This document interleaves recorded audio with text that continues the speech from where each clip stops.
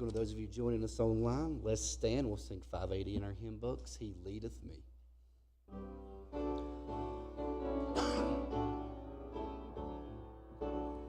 He leadeth me, oh blessed thought, oh words I've heavenly comfort from. Whate'er I do, where'er I be, still 'tis God's hand that leadeth me. He leadeth me by His own hand. He leadeth me. His faithful follower I would be, for by His hand He leadeth me. Sometimes mid-sea of deepest gloom, sometimes where Eden's flowers bloom. By waters calm or troubled sea, still 'tis God's hand that leadeth me. He leadeth me by His own hand. He leadeth me. His faithful follower I would be, for by His hand He leadeth me. Lord, I will trust Thy hand in mine, Lord, ever glory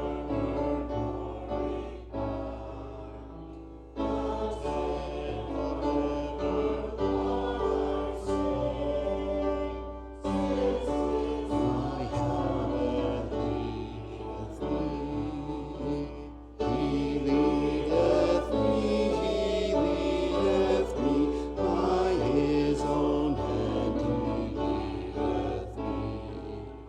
His faithful follower I would be, for by His hand He leadeth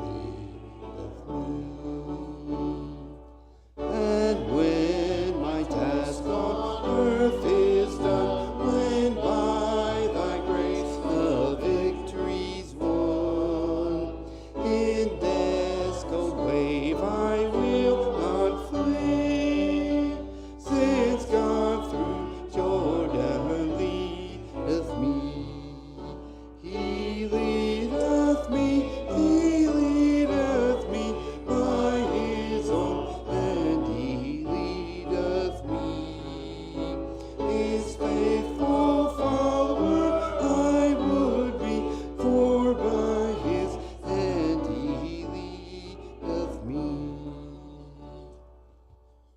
Thank you. Go ahead and be seated. I'd like you to turn to Philippians chapter number 2. Philippians chapter number 2, a wonderful song we just sang, but I would ask you the question, what if He leads you to a valley? Not so sure that I want to follow there, to be quite honest with you.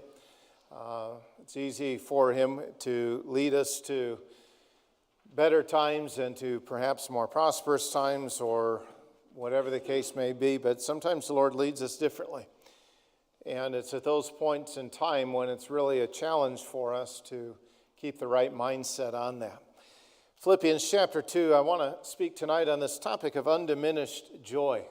It's easy for us to experience, I think, a disconnect between our belief and our practice. There are many who mistakenly view their theology as though it's something that is separate from their lifestyle. You may try to make a distinction, but I would hold to the argument that it is actually impossible, because what you believe is going to determine how you act. A person who has a low view of God is inevitably going to end up having a high view of self. That person is inevitably then going to be more focused on what pleases him than on what pleases God. More often than not, he will view sin indifferently and maybe even think of sin as though it is inconsequential. But on the other hand, a person with a high view of God is going to have a biblical view of self that is neither too high nor too low. This individual, instead of focusing on pleasing himself, will be focused instead on pleasing God in every aspect of his life. Sin is naturally going to be avoided because it will be seen as it brings shame upon God.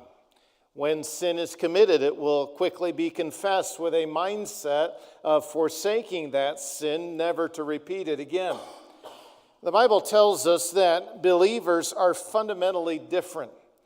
Paul established this reality for us in 2 Corinthians 5 and verse 17. This was what he wrote. Therefore, if any man be in Christ, he is a new creature. Old things are passed away, and behold, all things are become new. That fundamental difference in who we are changes our outlook in every dimension of our life. There's not an area of your life that is unaffected if you are a believer. So the transformation then that we experience at salvation, among other things, is going to provide us with the very reason for our existence and the goal to which all of our energy is to be devoted, which is the glory of God, according to 1 Corinthians 10 and verse 31. It also provides us with a different outlook on others because we will suddenly begin to see them as individuals who are one day going to stand before a holy and righteous God. But another dimension, I believe, in our outlook that is going to be changed is our view towards hardships in our lives. We may not understand all the details of what God allows into our lives. In fact, I dare say, more often than not, you probably will not. However, we must have a different perspective when it comes to these things. The believer has the confidence that Paul expressed in Romans 8 and verse 28. We know that all things work together for good to them that love God, to them who are the called according to his purpose. If you were to continue to study that passage, you would find the next two verses explain why we know this to be true, because we have as a believer the assurance that God is going to complete the work of salvation that he began in eternity past. There is coming a day when we will be just like Jesus Christ. It's the same thought that was echoed in Philippians chapter 1 and verse 6. And so I can now approach my life and the things that God is doing with a confidence that says, God is at work in my life. He is striving to make me more like Jesus Christ, and I can be certain one day I will be just like him. John phrased it this way, 1 John chapter 3 and verse 2, Beloved, now are we the sons of God, and it doth not yet appear what we shall be. But we know that when he shall appear, this to me is an incredible statement, we shall be like him, for we shall see him as he is. Man, what an incredible thought. This perspective provides me with a comforting reality in the midst of hardship. We may not understand all that God is doing, but we can be confident that the essence of what God is doing is making us more like Jesus Christ. And so then it is my responsibility to trust him and to trust the work that he is doing in my life. As a believer, we must learn to embrace the work that God is doing in our lives, regardless of difficulty. Knowing that God is working towards a specific goal enables believers to have what I have titled this message, Undiminished Joy. Let's read our text, verses 17 and 18 of Philippians chapter 2. The Bible tells us, Yea, and if I be offered upon the sacrifice and service of your faith, I joy and rejoice with you all. For the same cause also do ye joy and rejoice with me. Let's begin tonight by first of all directing our attention to a mindset that is exemplified in verse number 17. I don't know about you, but I find it difficult to place a value on seeing someone else live the Christian life in an exemplary manner. Read of some of the biographies and some of the individuals who have gone on before, and your life is challenged and also encouraged with the reality that living this way is actually possible. If we are honest with ourselves for just a moment, I would suggest that we probably struggle because we know that when we look at the example of Jesus Christ, who is perfect, that it almost feels impossible. We know that this is the one that we are to emulate, and we know that we are to strive to be just like him, but there is a sense in which oftentimes that reality is very intimidating. Now let me just remind you that that is the standard for which we are to be striving, and he did set forth a pattern for us to follow in a number of things, and the Bible makes that very clear. But I do find there to be a great sense of encouragement when we see other men and women exemplifying the essence of the Christian life. Paul instructed the believers in Corinth, 1 Corinthians 11 and verse 1, "Be ye followers of me, even as I also am of Christ." The word followers is the Greek word from which we derive the English word mimic. It suggests that these believers were to imitate Paul. He made it very clear, however, that they were only to imitate him to the extent that he was imitating Christ. They were not to imitate Paul for the sake of imitating Paul. It's not that we want to just be like Paul, do whatever Paul did, regardless of whether it's right or wrong, and just say, well, it must be fine, Paul did it. Well, no, that's not a right mindset to live by. They were to follow Paul, but they were to use Christ as the ultimate standard by which Paul's actions were to be evaluated. So if Paul were to act in a manner that was contrary to Jesus Christ, they were not to continue to imitate him. Now, when Paul penned the letter to these believers in Philippians, he was imprisoned in Rome. Throughout Philippians, Paul has established that he was not shaken by the events that had happened to him. Instead, he actually rejoiced in the reality that the gospel message was being advanced to locations where it would otherwise have not gone. He realized that the impact of even extended to other believers as well. To Paul, this was no occasion for sorrow. It was a time of great rejoicing. I'm in prison. The gospel's being advanced.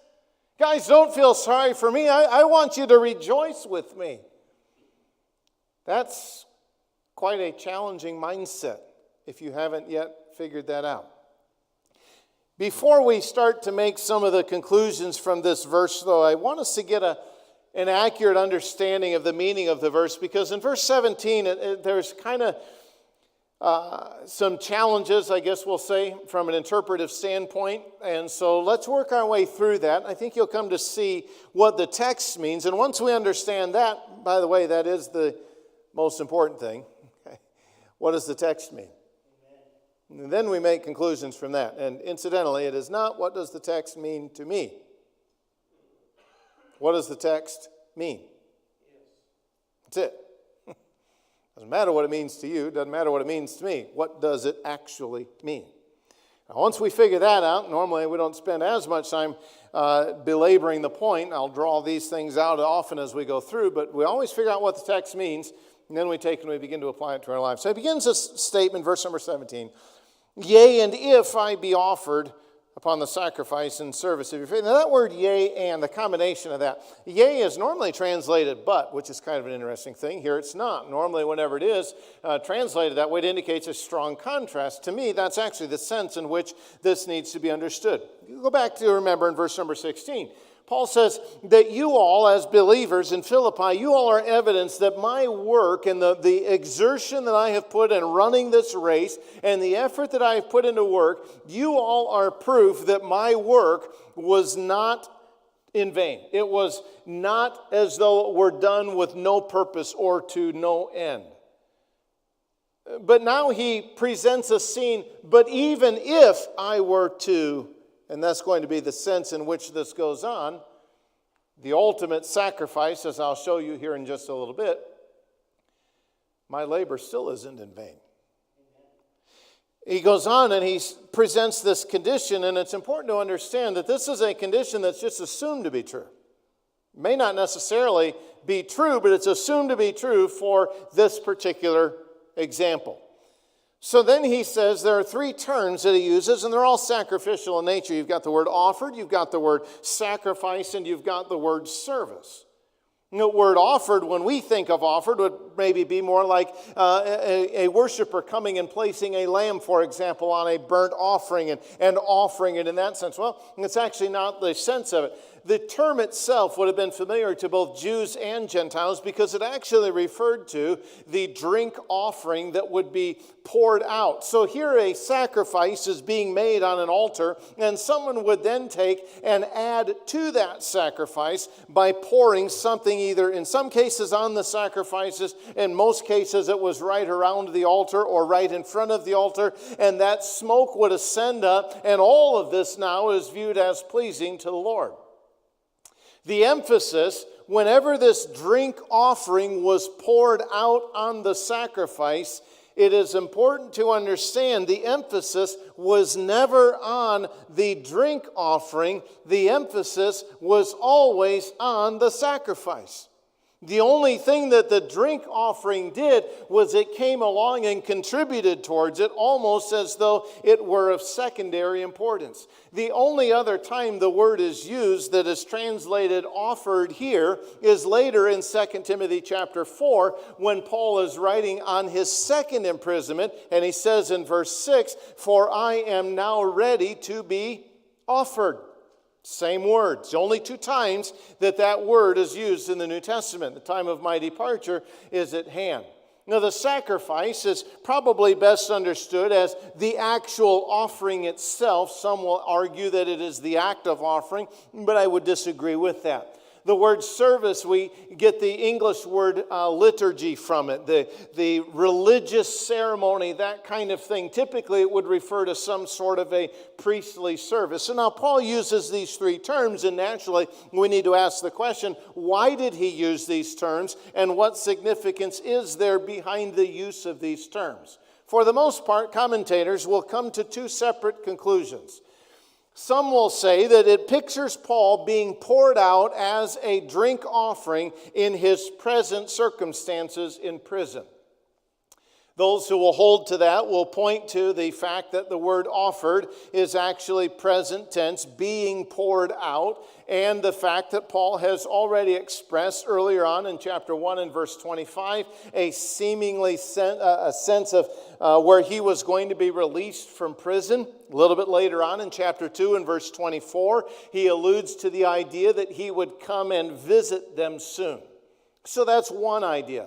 I believe there is a better idea, and it's one that likewise many are going to hold to as well. It is instead the ultimate sacrifice of martyrdom. What is Paul saying? The conditional element that he says, let's take this for sake of discussion. It does not mean that it's actually occurring. Does he anticipate being released? Yes. Could his circumstances change at any moment? Yes. If Nero has a bad day, as history will prove he does, circumstances change significantly. Now, at this particular point in time, he is not on that rampage against Christians. The reason that Paul was in prison in Rome is because of the Jews all the way back in Jerusalem several years before. And so Paul is here, and he recognizes, okay, there's this potential of me being offered, me being poured out, my life being poured out as a martyr. Well, then why does he speak of this in the present tense, that it's being poured out? Well, it could be something that's in his mind at this present reality, okay? There is a sense in which you could even perhaps make the argument that he vacillates back and forth in Philippians as to whether or not he's going to be released or not. There are times where it sounds like he's definitely going to be released, and then you read a few verses later, and it's like, yeah, he's not so sure he's going to be released. And so what does that say about Paul? It says he was a man just like you and I are. Okay? You ever changed your mind on something? You ever felt confident about something, only a few minutes later to doubt whatever you just felt confident about? It happens all the time. Now, what is Paul saying? Let me go back and just try to put all of this into verse 16 and 17, keep the logical progression of this. In verse 16, Paul says, and I'm paraphrasing all of this, you all as believers are evidence that my labor is not in vain. That in and of itself is a tremendously encouraging thing. But even if I take this to the extreme of me being martyred, of my life being poured out upon that sacrifice, it still does not change my mindset. Would Paul regret his life if he ended up being martyred? No. Would he regret his ministry to these believers if he were martyred? No. So even if this worst case scenario happens, we can debate whether or not he thinks it will. Let's just pretend that it will, and that's the essence of the Greek. Let's just assume that this will happen. It still does not change the reality. What's meant then by the term sacrifice and service of your faith? Within the context of the book, it becomes very clear that it is the offering and the spiritual service that their faith produced. These believers sacrificially gave to Paul. They sent it, as we will see towards the end of chapter 2, by the hands of a man named Epaphroditus. We don't know much about him other than what is stated here. However, he is an incredible character for us to be able to study. And so Paul, one of the reasons that he writes this letter is to express appreciation for the gift that they had sent him. Later on in Philippians chapter 4, verse 18, Paul wrote this. He said, I am full, or I have all and abound. I am full, having received of Epaphroditus the things which were sent from you. Now he goes on and describes those things as God saw them. An odor of a sweet smell, a sacrifice acceptable, well-pleasing to God. So these believers demonstrated their faith, and it resulted in a sacrifice and offering of religious service that was given to Paul. And Paul looks at that, and he's writing a thank you note as well as correcting some things in there. And he's saying, okay, so even if I am poured out upon this altar of your sacrifice, of your gift, he says, I rejoice. I still am rejoicing. And he says, you rejoice with me. Or I rejoice with you, I guess, verse 17. I rejoice, and I am rejoicing with you. So is Paul's joy diminished by the possibility of his martyrdom? No. He remains resolute on that. Three things I want you to see about this undiminished joy. Number one, undiminished joy is not determined by present circumstances. We often make the distinction between joy and happiness as being more internal and independent of circumstances, and happiness is more external and dependent upon favorable circumstances. My wife and I were having this conversation a little bit earlier on today, and that distinction is not necessarily crystal clear in the Bible like we want it to be, okay? The word blessed, Matthew 5, blessed are ye, blessed are ye, blessed are ye, means happy. 1 Peter chapter 2, we talked about it on the Moment of Truth this morning. If you are having reviled for Christ, if these insults are being heaped upon you for Christ, for his name's sake, happy are ye. So I know we want to make the distinction between joy and happiness. I don't know that you can make that same distinction biblically. So she brought out the point, what about from a social standpoint? And, how would you describe someone else who, a carnal person who is quote unquote happy? It's a great question. My initial response is, are they truly happy? It's like the alcoholic who is now no longer feeling the weight of his problems. Why? He's numb. Not because anything went away, not because the circumstances changed, he's just numb to that particular reality. So we make this distinction. I'm not sure that you can necessarily make the distinction, but what I do want us to say, regardless of whether you want to say joy or happiness, and I'll probably in this message use the terms interchangeably, it should not be determined by your present circumstances. Paul is writing in prison from Rome. Say, well, he was under house arrest. Okay, fine. You go be under house arrest and be happy. Okay? Nobody wants to be in prison. Nobody wants to house arrest. I don't care whatever extent you want to say, well, he had people that were allowed to come to him and visit. Yes, he did, but he couldn't go anywhere. He lost his freedoms. There's a good chance that he was still chained to a Roman soldier during that time, at least one, perhaps even two. And so it was not an ideal situation, to say the least. He was certainly not able to go and do as he pleased. His present circumstances, I think we can make the argument, were anything but favorable. Let me ask you, do we not allow our circumstances to affect our joy? Far too often I do. Why? Well, to me, the reason is really rather simple. If my circumstances rob me of my joy, then what does that tell me about where my joy is rooted? The problem is that my joy at that time is rooted in the wrong object. And so whenever that's taken away from me, now I'm miserable. Many believers, I would make the argument, know very little of what it means to truly find joy in God. Most believers limit joy to favorable circumstances and temporal things. And what it indicates for us is a spiritual problem that has a wrong system of values and priorities. So let me ask you tonight, how much of your joy is truly in the Lord? Now I want you to honestly ask yourself this and ask the hard questions in this. Do you really prefer an easier day or a closer walk with the Lord? No, I mean, it's easy for me to say, oh, no, I'm the preacher, my joy is always in the Lord. It's not.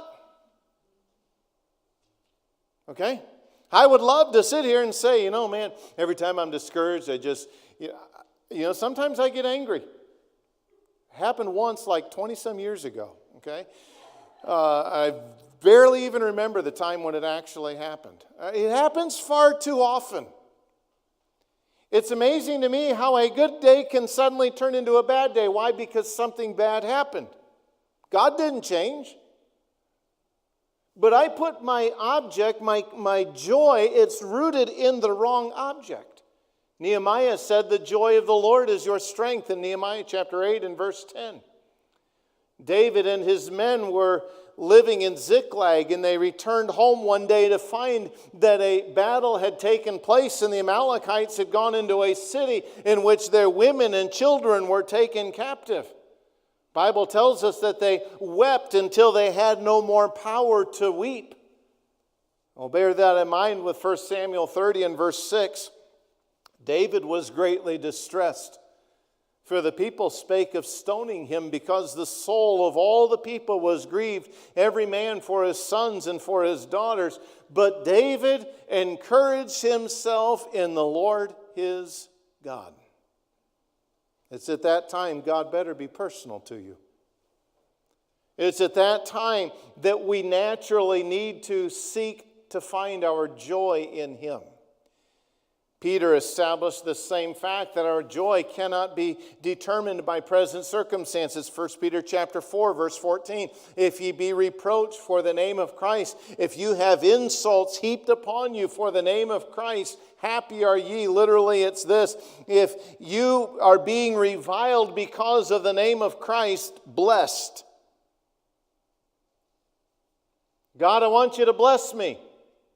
Not like that. When we say we are blessed individuals, we're not speaking because we've had reproaches heaped upon us. We're speaking because we've had good things happen to us. We've got the wrong perspective on this. The apostles exemplified the same joy in Acts chapter 5. They were arrested and they were beaten, and then we read in chapter 5 and verse 41 that they departed from the presence of the council and rejoiced that they were counted worthy to suffer shame for his name.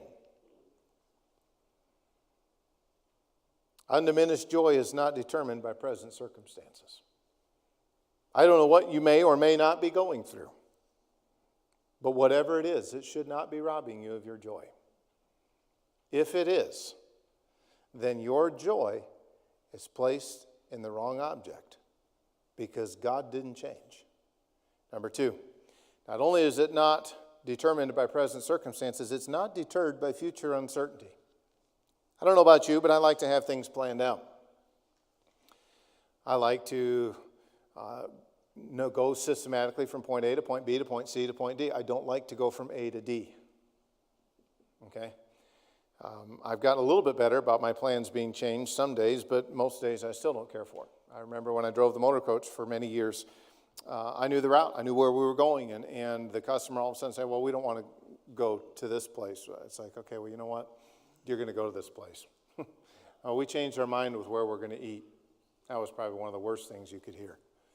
Okay? We found this bagel place in downtown Winston-Salem. None of that are words you want to hear. Okay? Downtown Winston-Salem is really small. It's really old. It's got really low bridges, really small parking lots. Bagel places are not known for large parking lots. Okay? You had your trip planned out. We were going to such and such a place, and here's the parking lot. I've already looked at it on satellite. Now I don't even know where I'm going. And this thing's not going to fit in a bagel parking lot. So now we're going to have to tell the customer, no, I'm sorry, but that's not happening right there. Well, we've got what? I'm sorry, but it's not going in there. We like things to be planned. What does uncertainty do for you? Does uncertainty rob you of your joy? Oftentimes it does. Uncertainty takes away from us a false sense of security and control. We don't really have the security and the control, but we think we do. And when uncertainty comes, now it takes that false sense of security and control away, and that's what makes me happy. I can control the outcome. When I cannot control the outcome, is my joy undiminished? If it is not, you have your joy in your own ability to work things out. You should not be a Scrooge because something didn't go the way you wanted. In the really cold-hearted and calloused sense, we might say welcome to life because that's what's going to happen. Where's your joy? Number 3, I want you to note that undiminished joy is never selfishly motivated. Paul made it very clear that his offering, his being poured out, even his blood being poured out as a martyr, that's of secondary importance. The real important thing is the gift. The important thing is the sacrifice and service that was produced by their faith, not his martyrdom. Now, doesn't that seem backwards? Well, you all gave me this monthly support check. That's a much bigger deal than martyrdom. What? It seems backwards. It seems as though Paul would be the hero. Paul says, no. The sacrifice is yours. Let me bring out something. If this drink offering is to accompany a sacrifice, what value is there to a drink offering when there's no sacrifice? It has no value. It has to be there. Otherwise, the sacrifice, or otherwise Paul's sacrifice would mean nothing. It's amazing to me how we can become selfishly motivated. Whenever that happens, contention is inevitable. What happens? An attitude of selfishness is permitted to prevail. And you see this in the book of Philippians.